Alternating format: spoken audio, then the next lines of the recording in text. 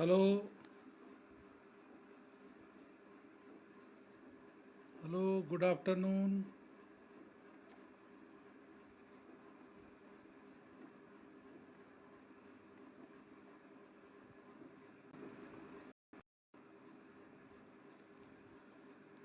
आज आपको सीएमए का यूनिट 1 का लेक्चर 5 पढ़ाने जा रहा हूँ मैं। यूनिट 1 का lecture good 5। Morning, good afternoon sir. Good afternoon okay. और इसमें अपन लोग सेकंड चैप्टर पढ़ रहे थे, यस सी सर। सीपीएम पार्ट, है ना। सीपीएम पार्ट में क्या पढ़ा था, कोई बताएगा उधर से? हेलो। Sir yes sir. हाँ बताओ क्या पढ़ा, जरा रिवाइज बताओ, क्या क्या आपने पढ़ा। किताब खोली कि नहीं खोली घर पे? सर लास्ट टॉपिक आपने वाई नेटवर्क टेक्निक से बताया था। कौन सी network technique? Y network technique critical path method. बिल्कुल सही, क्रिटिकल पाथ मेथड। हिंदी में क्या बोलते हैं, कोई और बताओ? क्रिटिकल सर पा... हिंदी में इसको हाँ बताओ, कोई और बताओ। क्रांति। सब अपने माइक ऑन कर लो, कोई नो प्रॉब्लम, ठीक है। हाँ बोलिए भाई। सर क्रांति पथ मेथड। क्रांतिक, पथ मेथड। बिल्कुल सही, क्रांतिक पथ विधि। ये थोड़ा सा टिपिकल चैप्टर है, 3 नंबर चैप्टर है ये, है ना। Yes sir. इसमें और कोई लड़का क्लास में नहीं है इस लड़की के अलावा क्या भाई? देखें पार्टिसिपेंट कौन कौन है। आदर्श चौधरी सर बहुत में सिर्फ 7 लोग, हैं? सिर्फ 7 लोग हैं सर। क्या बात है, क्यों पढ़ना नहीं चाहते हैं? आज तो पता गुप्ता सर नहीं। की भी क्लास हुई होगी। यस सर, 3 क्लास लग चुकी हैं सर। 3 क्लास लग चुकी है। Yes sir. किस किस की लग गई आज, किस किस सब्जेक्ट की क्लास लगी, जरा बताओ। सर डीएसएस की लगी है और एनवायरनमेंट की लगी है। अच्छा, तो बोर हो गए होगे क्लास से? नहीं सर। अरे और कोई बोलो भाई, पुष्कर मणि त्रिपाठी, वकील विजय यादव, ये आदर्श चौधरी कौन है? ये अंकुश चौधरी, आदर्श चौधरी, सुन रहे हैं? हेलो। Yes sir. कौन जी है सर। ये? नाम बताया करो पहले, नमस्ते तो हो गई। हेलो। यस हाँ, सर। आकाश सर। कौन बोल रहे हैं ये? आकाश बोल रहा हूँ सर। आप किस नाम से इसमें है? आकाश तो इसमें नाम आ नहीं रहा है। हेलो। नहीं सर, वो एप्पल आईडीसी से बनी हुई है ना, इससे लोग हैं वो। इसमें तो आदर्श आ रहा है, अंकुश चौधरी, 2 नाम आ रहे हैं। हाँ सर, अंकुश अंकुश मेरा नाम है। अच्छा अच्छा अच्छा अच्छा। उज्जलेश है, पुष्कर मणि है, विजय यादव है।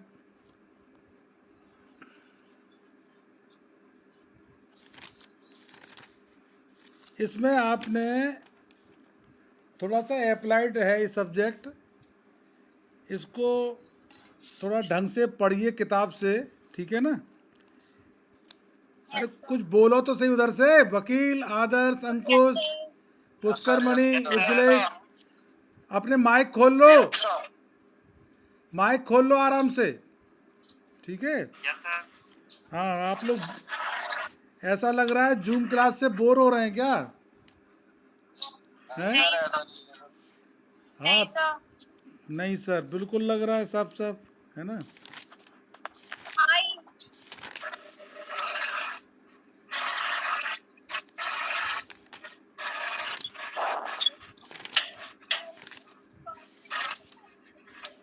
पार्टी दे पार्टी पड़ रही है।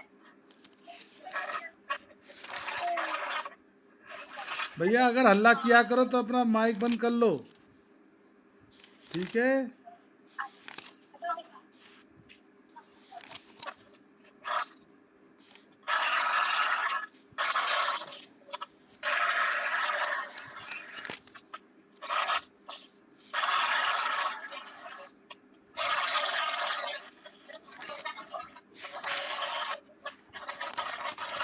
इसके बाद में हेलो, यस सर।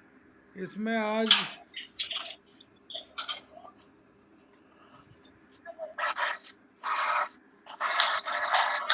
सर आपकी आवाज नहीं आ रही है क्लियर। मैं अभी बोल नहीं रहा हूँ, बोलना शुरू करूँगा अभी। Yes sir.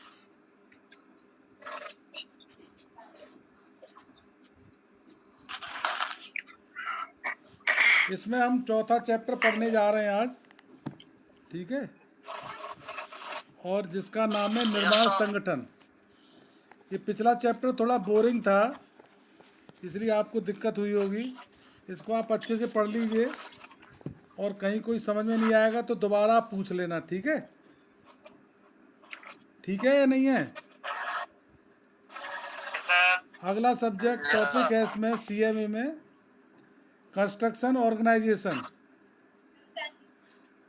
कंस्ट्रक्शन ऑर्गेनाइजेशन का मतलब है संगठन, लोगों के समूह का और प्रत्येक व्यक्ति का,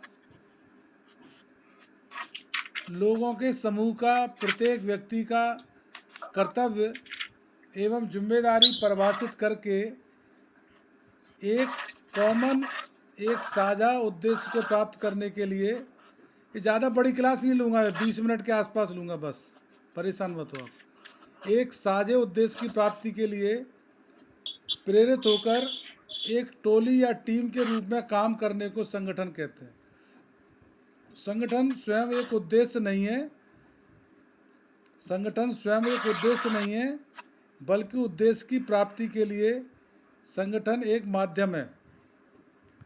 एक निर्माण योजना पर अनेक व्यक्ति जैसे कि प्रबंधक, अभियंता, डिजाइनर, ड्राफ्टमैन, सर्वेयर, लेखाकार, कुशल और अकुशल श्रमिक मिलकर एक संगठन बनाते हैं, जिनका उद्देश्य संतोषजनक ढंग पर निर्धारित अवधि के भीतर परियोजना को पूरा करना होता है। संगठन के अभिलक्षण क्या हैं? Characteristics of an organization. संगठन किसी भी प्रबंध व्यवस्था का एक अनिवार्य और महत्वपूर्ण आधार माना जाता है, और इसके मुख्य अभिलक्षण निम्न हैं।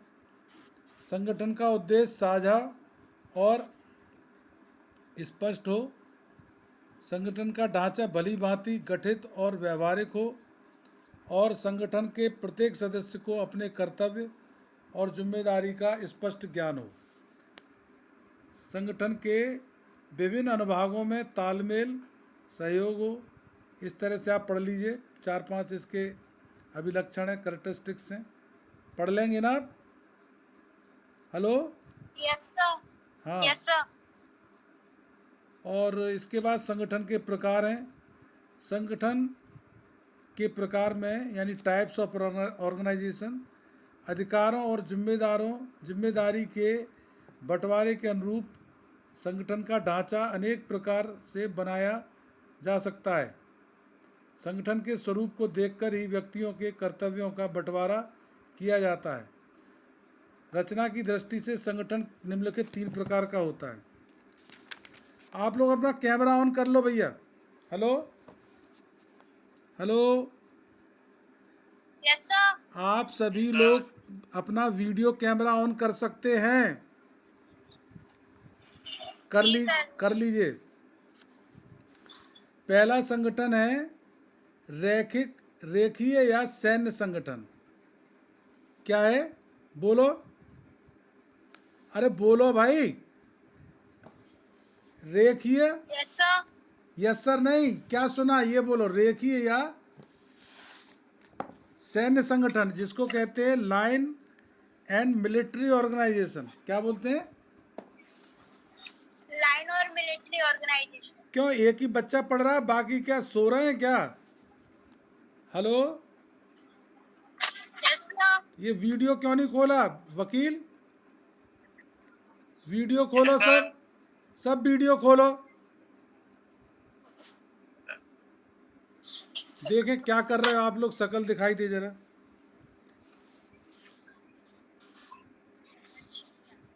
इसके बाद लाइन ऑर्गेनाइजेशन, और इसको कहते हैं सैन्य संगठन। लिख रहे हैं? Yes sir. हाँ तो दिखाओ कौन है यस सर वाले, ये सैन्य कौन बोल रहे हैं? दूसरा है रेखीय एवं staff, line and staff organization. और तीसरा है कार्यात्मक ऑर्गेनाइजेशन। रेखीय और सैन्य संगठन में, रेखीय और सैन्य संगठन में ये सबसे पुराना और सरल संगठन है। इस व्यवस्था में अधिकारों और आज्ञाओं का प्रवाह प्रबंधक से निचले स्तर की ओर होता है और एक सीढ़ी की भांति पहुंचता है। सभी मुख्य निर्माण तथा सभी मुख्य निर्णय और आदेश उच्च स्तर के अधिकारी द्वारा लिए जाते हैं और अनुपालन के लिए निचले स्तर के अधिकारियों व अधिदर्शकों को भेज दिए जाते हैं। सर्वोच्च अधिकारी बॉस का संगठन के सभी कर्मचारियों पर सीधा व पूर्ण नियंत्रण होता है। वह किसी भी कार्य को सफलता और विफलता के लिए पूर्ण रूप से उत्तरदायी होता है और अधिकारों और निर्देशों का प्रवाह निरंतर या सतत बना रहता है। कार्य का आयोजन, क्रियान्वयन तथा नियंत्रण सभी एक ही मुखिया के पास सुरक्षित होते हैं। अधीनस्थ कर्मचारियों को अपने उच्च अधिकारी के सापेक्ष अपनी स्थिति का आभास रहता है, भान रहता है। और रेखीय संगठन में जिम्मेदारी स्पष्ट रूप से निर्धारित की जाती है। किसी कर्मचारी का समन्वय न मिलने पर उसे आसानी से बदला जा सकता है। मतलब कोई कर्मचारी सही ढंग से काम न कर रहा हो तो उसको हम बदल सकते हैं, क्योंकि एक ही व्यक्ति सभी कार्यों में दक्ष नहीं हो सकता और संगठन के कार्यों में वह दक्षता नहीं आ पाती जो आनी चाहिए। यह व्यवस्था दोनों संगठनों के लिए ठीक रहती है, छोटे संगठनों के लिए ठीक रहती है। इसमें ऐसा है कि पहले चीफ इंजीनियर, फिर किताब में देख लेना, फिर अधीक्षण अभियंता, सुपरिटेंडिंग इंजीनियर, उसके बाद अधिशासी अभियंता, फिर सहायक अभियंता, फिर जूनियर इंजीनियर, और उसके बाद कुशल श्रमिक और अकुशल श्रमिक। रेखीय संगठन के गुण और दोष आपको सुनाई दे रहा है? Hello hello, yes sir. Yes sir. हाँ Yes, sir. कैमरा बंद कर रखा है सबने। अब मैंने कहा है तो सबने बंद कर रखा है। जी सर। उल्टा चलते हो हमेशा चालू है ना। कैमरा बंद है, माइक चालू है ना? Yes, sir. हाँ, दोनों चालू है। दोनों खोल लो। मैं यही तो कह रहा हूँ, खोल लो, अशांति मत फैलाना। Yes sir. मैं कह रहा हूँ खोल लो, थोड़ी देर बोरियत हो रही है आपको लग रहा है। Sir, कोई बात नहीं। कोई बात नहीं, ठीक है। इसके बाद मैं भी बंद कर लेता हूँ, चलो। इसके बाद इसके गुण क्या हैं? एक तो सरल व्यवस्था रहती है इसमें, रेखीय संगठन में प्रभावी होता है, मितव्ययी होता है, स्पष्ट आवंटन होता है इसमें, और अधिकारों का और जिम्मेदारी का आवंटन स्पष्ट होता है। आसन अधिकारी, रेखीय संगठन में प्रत्येक कर्मचारी का केवल एक ही आसन अधिकारी होता है। मतलब हर अधिकारी का एक ही इमीडिएट बॉस होता है और जिसके प्रति वह पूर्णतः जवाबदेह होता है। जैसे कि आप हमारे लिए जवाबदेह हैं कि आपको ढंग से पढ़ना पड़ेगा। 5वां पॉइंट है अनुशासन। संगठन में अनुशासन और नियंत्रण उत्तम रहता है। शीघ्र कार्रवाई, कर्तव्य के प्रति लापरवाही दिखाने पर तुरंत कार्रवाई संभव है। निर्णय प्रभावी अधिकारी द्वारा प्रगति और सुधार संबंधी फैसले तुरंत लिए जा सकते हैं। और विलंब, संगठन के कार्यों में लाल फीताशाही के लिए कोई स्थान नहीं है। लाल फीताशाही जानते हो? हेलो, लाल फीताशाही सुना है कि नहीं? जी सर। क्या होता है? Yes sir. No sir. No sir, कल बताना मुझे। पहली बार पढ़ रहे हैं सर जी। हैं? जी सर, आवाज नहीं आ रही आपकी। लाल फीताशाही के लिए कोई स्थान नहीं होता है।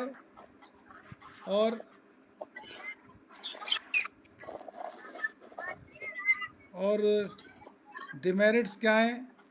सफलता के लिए संगठन के मुख्य अधिकारी की क्षमता और विवेक स्तर पर विवेक पर ही संगठन की सफलता निर्भर है। और दक्षता, अधिकार प्राप्त व्यक्ति पर कार्य का अधिक बोझ आता है, सभी निर्णय उसी को लेने होते हैं, उसकी दक्षता प्रभावित होती है। परामर्श, इस पद्धति में विशेषज्ञों की सलाह के लिए कोई स्थान नहीं है। यह व्यवस्था छोटे संगठनों के लिए ठीक रहती है। इस तरह से इसमें और भी पॉइंट है: लचीलापन, निर्देश, पक्षपात और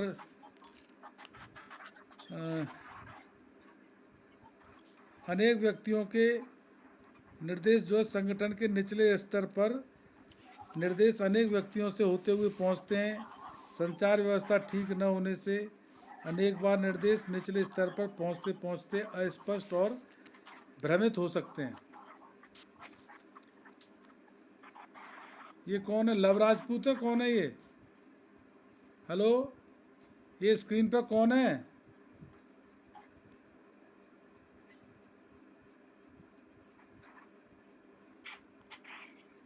इसके बाद पक्षपात, क्योंकि अधिकार एक ही व्यक्ति के पास होते हैं तो संगठन में भेदभाव और पक्षपात पनपने लगता है। उपस्थिति, जी सर। उपस्थिति क्या है? सर्वोच्च अधिकारी के पास के अधिकारी के उपस्थित न रहने पर संगठन का काम बुरी तरह प्रभावित होता है। साहसी निर्णय, नीचे वाले अधिकारी कोई साहसी या बोल्ड या महत्वपूर्ण निर्णय स्वयं नहीं ले पाते हैं, क्योंकि वे सदैव ऊपर से आदेश प्राप्त करने के आदी हो जाते हैं। वो अपने बॉस से पूछते हैं क्या काम करना है ना। इसके बाद है रेखीय और स्टाफ संगठन। इसको अंग्रेजी में कहते हैं लाइन एंड स्टाफ ऑर्गेनाइजेशन। इसे रेखीय और विशेषज्ञ संगठन भी कहते हैं। और रेखीय संगठन में जब ऊपरी स्तर का विशेषज्ञ की नियुक्ति की जाती है तब यह रेखीय और स्टाफ संगठन कहलाता है। निचले स्तर पर जिन व्यक्तियों के लिए निर्धारित लक्ष्यों और उद्देश्यों को पूर्ण करने की सीधी जिम्मेदारी आती है वो लाइन कर्मचारी कहलाते हैं। यह बड़े निर्माण कार्यों का संचालन जटिल होता है। इसे संपन्न करते समय अनेक चरणों पर विशेषज्ञों की सलाह लेने की ज़रूरत पड़ती है। अतः ऐसे कार्यों के लिए रैखिक और स्टाफ संगठन प्रणाली अपनाई जाती है। इस व्यवस्था में संगठन के प्रबंधक और उच्च अधिकारियों को विभिन्न क्षेत्रों में ठोस और व्यवहारिक सलाह प्राप्त करने के लिए विशेषज्ञों की नियुक्ति की जाती है। इस विभिन्न विशेषज्ञों को संगठन की भाषा में स्टाफ कहते हैं, इसीलिए इसका नाम है लाइन एंड स्टाफ ऑर्गेनाइजेशन। इस व्यवस्था में रेखीय संगठन में अधिक दक्षता आ जाती है और प्रबंधक का कार्य परियोजना का संचालन ही रह जाता है। जटिल मसलों पर विशेषज्ञों की सलाह उपलब्ध रहती है। इसके बाद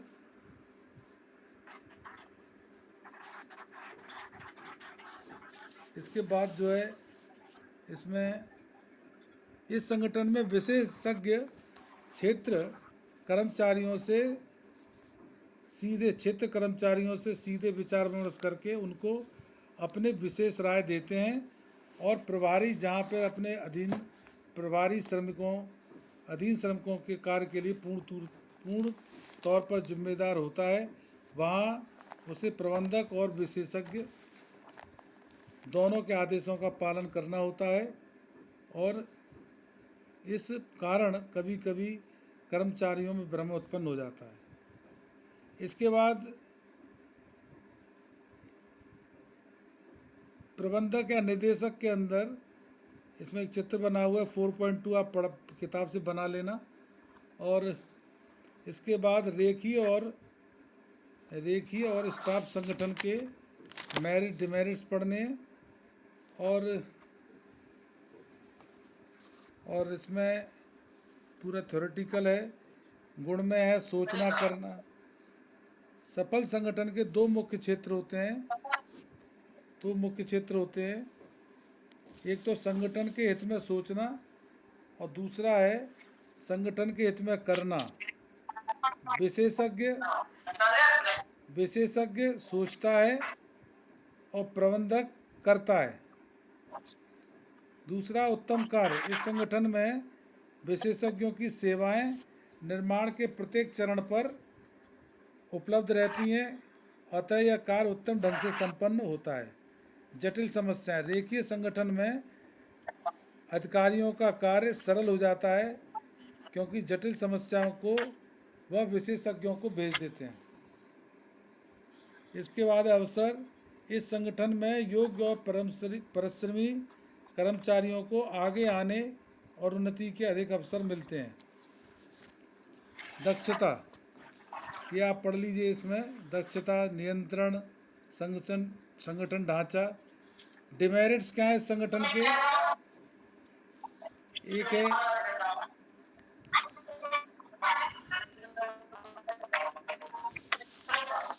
चलो क्लास ऑफ करते हैं, कल क्लास लेंगे आपकी, ठीक है?